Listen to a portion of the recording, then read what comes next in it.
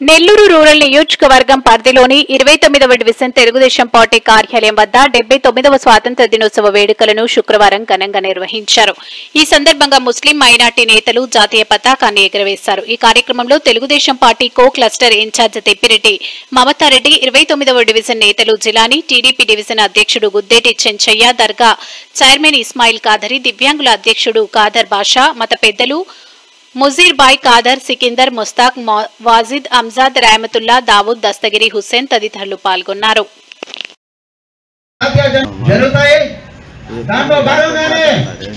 ప్రతి సంవత్సరం కూడా మన మహాత్మా గాంధీ నగర్ సెంటర్లో జాతీయ పథకాన్ని ఆవిష్కరించుకుంటూ మన దేశ స్వాతంత్ర్యం కోసం త్యాగాలు చేసిన దేశ స్వతంత్ర సమర యోధులు స్మరించుకుంటూ పతాకాన్ని ఎగరడం ప్రతి సంవత్సరం జరుగుతూ ఉంది. దాంట్లో భాగంగానే ఈరోజు మన మహాత్మా గాంధీ నగర్ సెంటర్లోని తెలుగుదేశం పార్టీ కార్యాలయం వద్ద మన జాతీయ పతాకాన్ని ఈరోజు ఆవిష్కరించబోతున్నాం.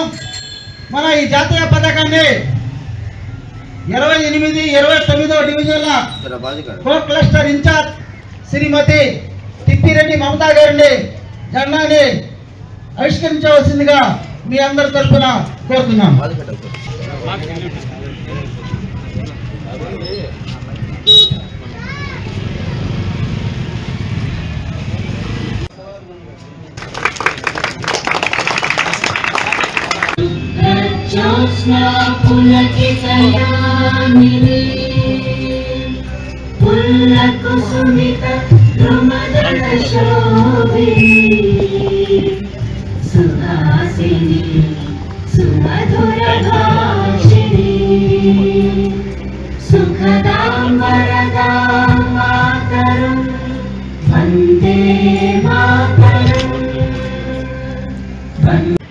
అలాగే ఈరోజు ఆగస్టు 15 అంటే జాతీయ పండుగ.